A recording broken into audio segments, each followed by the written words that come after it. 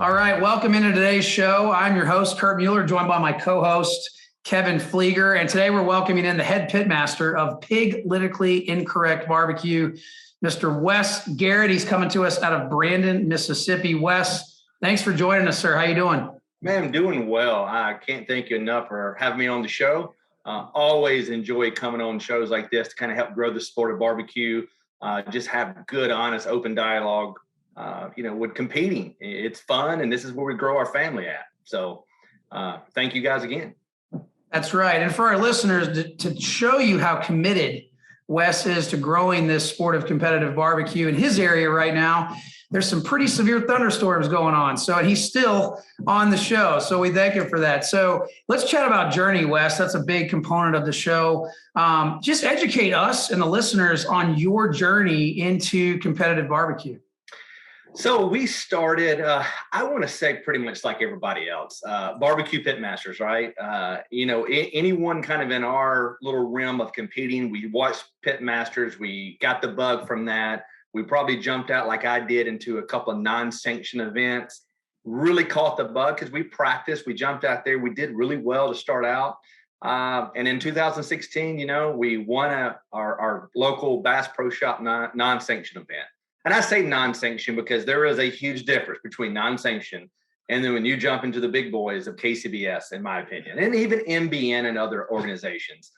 So we jumped in our first contest, and I think, guys, we brought everything that you could possibly bring. Our camper, we rented a U-Haul. I got there early for the simple fact that I was so embarrassed of everything that I was pulling off this. I didn't want anybody to see it. So we got there a day early and we left a day late. And I mean, we're sponsored by Atlanta Barbecue Store, and I promise you, I would have rivaled all their supplies that I brought down. But we jumped into this thing, and we absolutely we did well. We took a third in pork, and we finished top 10. We were 7th overall right at 50 teams. We had no clue how good we did. We were like, oh man, we were 7th. We were terrible. Until some people were like, I'm not quite sure you know what you did. And then as we learned and figured it out, I say right now it's a good $150,000 mistake and growing. Yep. Yeah, for sure. It seems like the bills always pile up, right? I mean, at our first contest, we took a yard trailer from my backyard. And we looked like the Clampets rolling up into Cartersville. And we didn't do as well as you in our first one, but that was definitely a learning experience because you see what all the guys have, and it's just amazing. No, you're exactly right. You will notice there tend to be the barbecue gods tend to make the first time guys do well to hook them to get teams in. We didn't do so well our next two competitions. We thought, hey, we'll just roll and do the same thing. This stuff is easy. We learned very, very quickly that it is not as easy as we thought, and we definitely had a big dose of beginner's luck. But we got the bug. We stayed in it. We were canopy cooks. We grew into enclosed trailers. Larger enclosed trailers, larger with more amenities, and then it's like, okay, we got to stop. And the bill just keeps going up. But it's what we enjoy doing, and so that's what it's about. So what year was that, Wes? Have you been in this 5 years, or is it? Yeah, it's 2016. We did one non-sanctioned event and 2 KCBS, and then in 17 we did 3. And then in 18, and we gradually went up into 5, into 7. And last year we did 15 contests. We had scheduled to do, 25 with cancellations that, obviously that derailed really quickly. And this year we're looking at, trying to hit that 25 number again. It just depends. And with fuel costs, especially diesel prices, we may be around that 15, maybe hit 20. It just depends, Yeah. I don't want to go bankrupt trying to do this. So, you got to win to stay in as well. Right. You're right. No, I mean, it's one of those things where you kind of weigh it and you say, this is a hobby to start out, and then it turns into a passion. And those bills pile up, and you can always justify a reason to, sure. And if you guys don't, Kevin, I'm going to just kind of build off that. One of my first classes I took was 10 years ago, and it was Melissa Cookson's class. I'm a Mississippi guy. She was a legend, or still is a legend, out of Mississippi. I want to support local folks. And she told us, look, in the beginning, she said, look, I can tell you, I have held my mortgage check on the counter multiple times to make sure I had supplies, entry fees, and fuel to get to contest. She goes, that's how severe it was. I think it's paid off pretty well for her. I would love for it to pay off well for me, but you know, I don't know if I'm gonna be holding any mortgage checks, but that's the bug that you get. Right. So now, are you exclusively doing KCBS, or do you bounce around a little bit with other sanctioning bodies? Right this moment, I am exclusively KCBS. That's my passion. I enjoy the 4 meets. I like the time frame. I live in what I call NBN country. You know, this is where you got the whole. I mean, you guys got, is it GBA? I believe. GBA. Yes. You know, you guys understand and you know what this was all about. But I live in that area, and I got tons of friends that are trying to sway me to do some. And look, I don't look down on it. I don't look down on any society. I just like the 4 meat, you know, the chicken, ribs, pork, and brisket. That's just kind of my domain. So for the time being, that's where we're going to stay. If we decide to do something else, some BCAs, you know, we'll venture out in that. I just want to really perfect this more, get more wins under my belt and grow, and then I'll start venturing off. I got you. So now it's one of those things with the NBN, especially. I mean, that is whole hog is their trademark, right? That is correct. Those things. We have one contest coming up, I believe, in November. It's the big pig jig down in Vienna, Georgia. Pretty large. And it's a huge event, but we don't necessarily right now own a transportable whole hog cooker. No, we don't. I mean, so how would you attack that? I mean, obviously with Memphis Barbecue around you, I mean, is that something you've thought about, or do you own one of those yourself?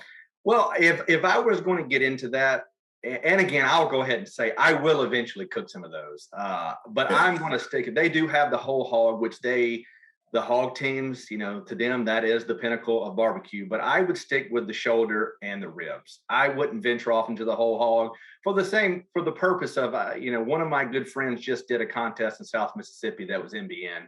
And he cooked a rather small hog, a lot smaller than he expected, because that was really all he could get. And his hog cost as much as his winnings would have been if he'd have won the category. And I'm like, you know, man, at some point there's pride on the line, but when do you say, okay, this doesn't make sense, I would have to grand it just to break even. Right. And in my point, if I'm going to do it, it's going to stay in the rib category and the pulled pork. No, that's where we've always excelled too, is in the ribs. And I mean, absolutely, to cook a whole hog at my house on Easter, because I have a pit here at my house, but it's not one of those movable portable. You know, you're going out there with cinder blocks and tin if you're going to do this. Right. But no, I don't want to change out I've got my setup exactly the way I want it. I cook on an Old Hickory Ace MM, which is just a CTO without the gas feature on it. Right. I love it. You know, I can cook in any weather. So don't look to see Piglitically Incorrect BBQ doing hog anytime soon.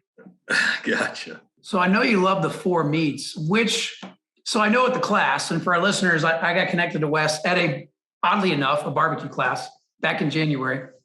And Wes did the brisket portion of the class. Is that your favorite meat to cook? Well, I can tell you I hate chicken. Everybody hates chicken. Everybody, that is the devil's cut. Let me just tell you. And I will say, you know, Kerry Chastain, good friend of mine, had his hashtag, I can't cook chicken. Chicken has cost me multiple grands, like it has cost, I'm sure, several people. Ribs are my favorite. Ribs are last year. We went 10 straight contests. We started out in Gadsden. We were, you know, it was our first contest of the year. We didn't get the results we wanted. And then 10 straight contests after that, we topped 10 ribs. And we won Chase 2 under our, you know, amount of contests that we've cooked in ribs nationally. So we were excited about that. I enjoy that. Went to the Royal, had a really, really good cook out there. We were top 7. We finished 7th in brisket in the Invitational, and we finished tied for 12th overall in the Invitational out of 185 teams. So we were pretty ecstatic about that. All but ribs, my meat tends to go back and forth. You know, we chicken, believe it or not, I hate it, but we've won it a few times. Ribs were very consistent. Pork, it is, I'm not going to say it's a home run or a strikeout. You know, it's a home run or it's a nice single or double. But brisket, we were really hot with it in the beginning. It dipped on us because we tried to change too much too soon, and we didn't make my little small, minute changes. And then we went back to our old notes and we just started popping off top 5, top 7 calls. So it's like anyone else, guys. If you just stay consistent, don't try to overplay your hand, you'll be in the running at the end. But we just tried to swing a little too hard on the changes, and it was a learning lesson as well. So again, what you guys saw, what you saw at the class, Kurt, was me backing it down to our old recipe, and it's done well for us. And now you talked about changes. So I'm guessing, are you cooking across the country, or are you just focusing in the Southeast? So I wanted to stay regional to kind of get my sea legs under me when I first started. We started expanding. We went into Georgia, getting into Tennessee. We wanted to get in some Missouri. We're going to eventually look at doing North Carolina, some of the Florida. So we're not about to pull what I call the Texas guys, where they're in West Virginia, then they go to Montana. We're not going to do that. Mainly because the trailer I pull is just too heavy, it's too long, it's too big. But we're going to stay that expanded regional team, if you know what I'm trying to say. We'll get into some lower Kentucky's, things that some Missouri, Oklahoma, but we won't never go out west. So one of the things that I hear a lot from seasoned competitors over and over and over again is consistency. Don't change anything. Keep it the same every time. You mentioned something, though, about making some changes. So if you're going to different regions, right? If you're in Florida versus North Carolina versus Mississippi, Alabama, whatever, do you consider, making small tweaks based on the region you're going to? So I would tell you before, yes. Here's my take on this. You want to perfect a recipe like some of the top pit masters in this country, to where your stuff is good anywhere you go, getting basted. Even Kerry has gotten it going, in rooters and tutors, a heavy smoke. Those guys don't change anything, but they did not just get to the point where, they have a repertoire. Hey, I'm going to do this. I'm going to change it when I go to North Carolina versus Kansas City. They cook their same stuff. And to me, my changes were when we cooked Mississippi, Memphis, South Memphis, or Eastern Arkansas, our stuff was really good. We were going to be in the running for it. When we got into East Alabama, Georgia, the judges didn't always like our food. So my changes were to try to swing to get recipes that hit everywhere. Man, you have to cook a lot, and you really have to perfect your craft to get that. So right now, I'm not saying we're perfected by no means. I'm going to cook my stuff. What I cooked at the Royal, and we had such a great showing, and we got to walk the stage, was what I cook in my newer stuff, what I cook in my region. And that's what I'm going to cook no matter where I go, because I think it is very balanced down the middle. But that's what you're looking for. You get away from the notes. Hey, when I go here, I cook this. You want to cook your stuff and stay with it. What you'll definitely see if you'll go to barbecuedata.com, which I love going there to see you'll notice that as teams go and they start cooking more throughout the year, and you see weekend to weekend, if they start slow, their scores go up dramatically. Against the teams that, are once a month, once every 6 weeks cook, you'll see they just get consistent. They know what the judge is looking for because they're cooking so much. So my biggest advice to anyone over anything you hear is cook more. Continue to get yourself out there and cook, and you will see the results. Yeah. So, I would ask you, are you, to that subject, are you practicing, or at this point, are you competing so much that you don't really have time to practice? Before we went to Lebanon, Tennessee here, I guess it was 2 weekends ago coming up, we practiced a lot. And mainly because I like cooking Wichita packing ribs. We started buying meat. Kurt, you heard in the show, in the class, Andy Lugo. I started using Andy Lugo, and I really enjoy, getting his stuff in because it's pre-trimmed. Anytime, in my opinion, and you're going to get, 50 other teams that don't agree with this, but that's okay.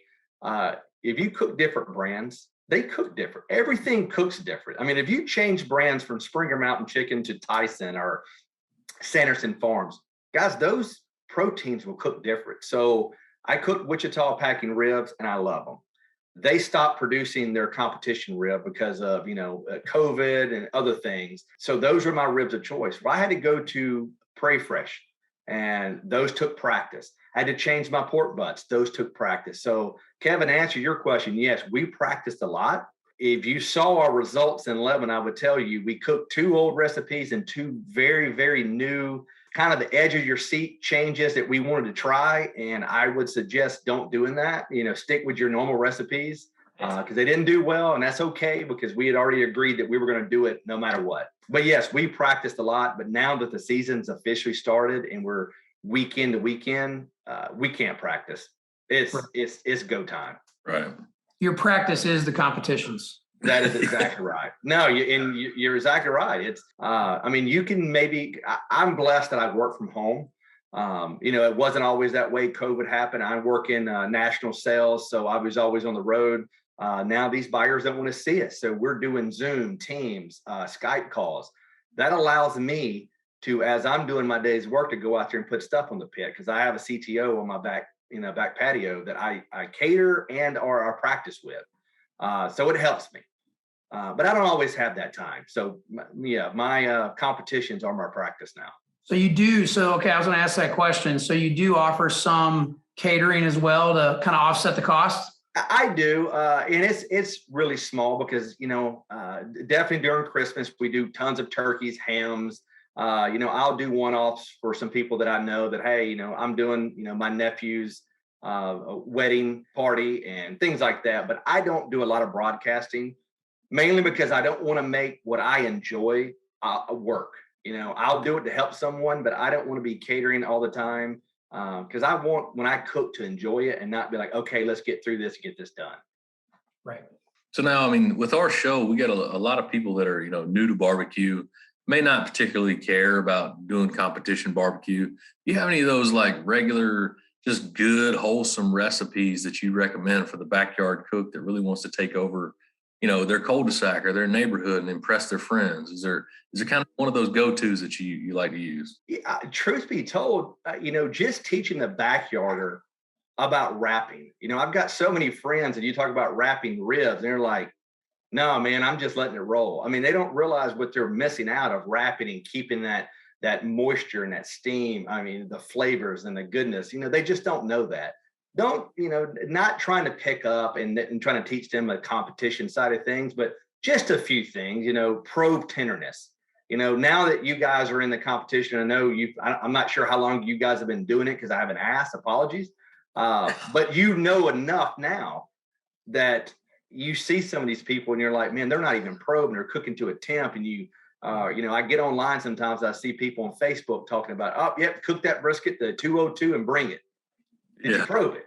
You don't know if it's done yet. Things of that nature is what I would say, reach out and learn some of those little nuances of it, not necessarily get crazy with it. You don't have to put, when you wrap a brisket, put all this stuff in there, just wrap it up, maybe in some butcher paper, aluminum foils, whatever you want, but steam it, make sure it's probe tender, ribs same way, pull to feel, don't pull to a temp. Simple stuff, but those little small changes can definitely make you king of the cul-de-sac for sure. It's the techniques more than anything, I think, that really make the big difference. And that just it's like anything else, right? It's like, you're in sales, when you started, I'm sure that you had to learn the correct language, the techniques, how to read, all that good stuff. I think barbecue is the same. Comes from practice, comes from competing, and the techniques really, you can't shortcut them. It's simply experience. You're exactly right. So we're all using really the same technique. It's the small, minute little things that you do that are going to make a difference. I guarantee you, we can cook side by side with each other. We're all doing 95% of everything the same. It is how are you going to finish that off? What are you going to finish it off with? Temps, tenderness you want to pull at. It's that, and that just comes with practice. And I see from your guys finaling and GBA and stuff, you guys are heading in the right direction for sure. No, we appreciate that. No, we've been blessed this year. Right now we're sitting number 3 in ribs in Georgia, and wow, it's one of those things that we ribs honestly used to be our worst category. We sat there and we said we're going to change the recipe and make those small changes, and it really has paid off so far this year. So we're certainly blessed. It's funny you talk about small changes. We actually. So I tend to be a little bit more of a risk taker, and I always ask why. If I hear the same thing over and over again, like I heard, which was make small changes, make small changes. I just start to ask why. Sure. And every now and then I get a wild hair and I say, you know what, I'm going to challenge that and see what happens. And we did that at the beginning of March and completely changed our injection recipe, completely changed our rub recipe, and ended up getting our first finals call at ribs. And we happened to be being filmed by the Food Network at the time. Oh, that is so more exciting. But yeah, I mean, I understand, the mentality behind that. We like to think, at least in my own head, I like to think that we're a little bit unconventional in our approach because we, at the end of the day, it's barbecue, right? It's, yes, we're competing. Yes, we want to win. Yes, we're competitive, but it's barbecue. It's not that serious. We're not saving lives over here, man. Yeah. We're cooking. Matter of fact, we're probably shortening people's lives with all the injections and butter and the goodness that we put in there. But yeah, look, it's just to get out there. Nobody cares. It doesn't matter what you take home, unless you win one of these majors and it's 25 grand, it can really kind of move the needle. No matter what you win out there, you're always going to be behind. It's just pride, bragging rights. Look. Can you tell me who won 2 years ago at Calhoun, Georgia? No idea. Yeah. No, it is just right at that moment. And we're trying to look, we're men, we cook meat. And look, there's some great women cooks. So let me back up over. I don't want to get canceled. So there are some great women teams out there, but let's just say it's all for pride.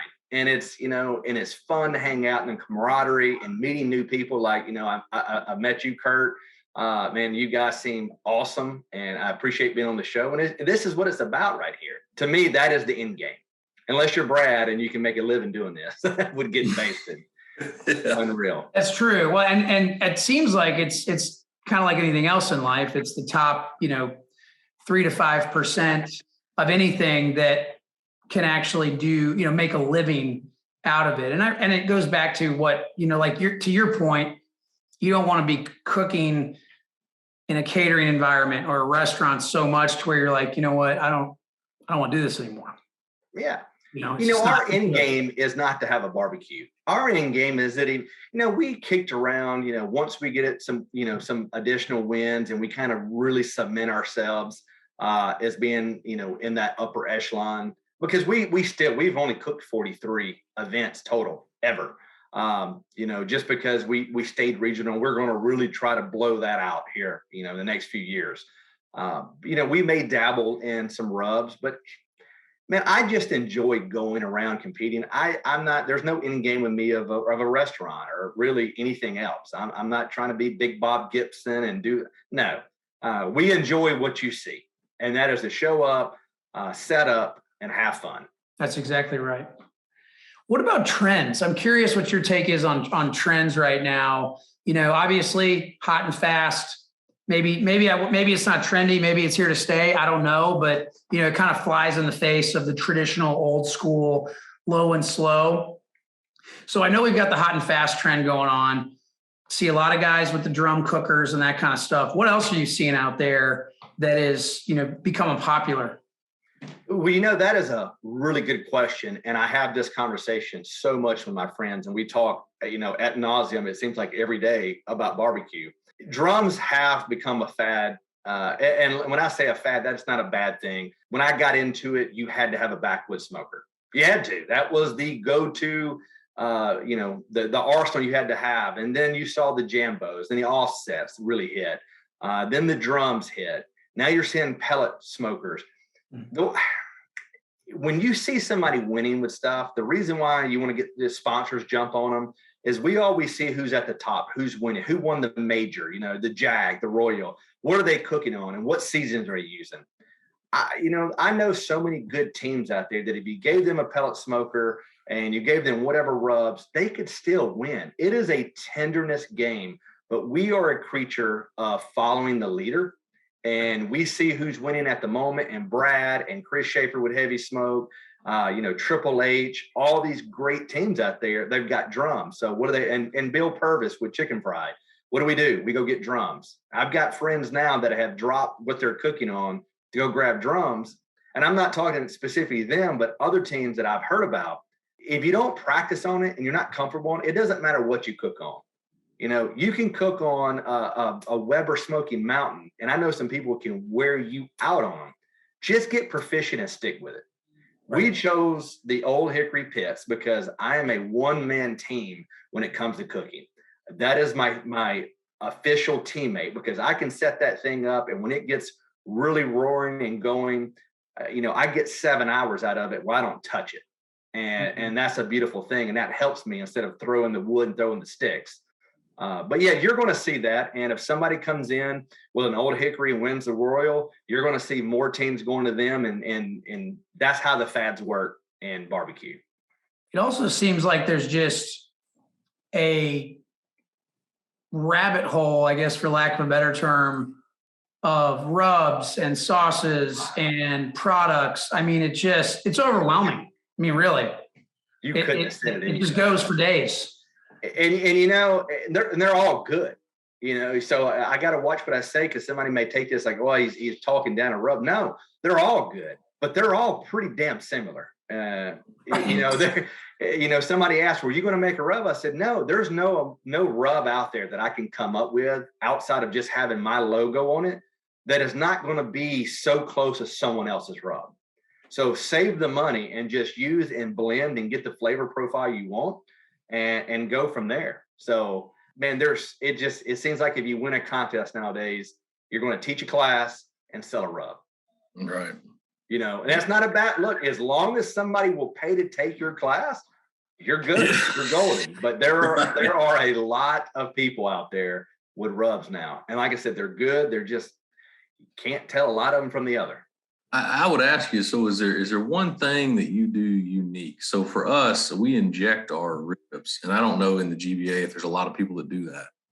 And so the injection we put in there may vary slightly from competition to competition, but is there something that you guys do that I think that would make you stand out? I would say, I'm in full disclosure here, we've all learned from somebody. So there's not anything that I think any of us can do that hasn't been done before us. But what I do, and I've learned this from Tim Shear and Brad, so I got to give them their credit, is, whenever I'm doing my ribs, I'll ask preppers this, are you having issues with rib blowouts in your foil? Typically on the short side, the thin side, we typically have dinosaur bones. Well, one thing that I do, this is just more of a little nugget, because again, I inject the ribs, there's nothing I really do that's not, I do after I inject them, I wrap them in cellophane really tight, and I put them in the refrigerator and make sure there's nothing stacked on them, because that holds the injection in them so much better.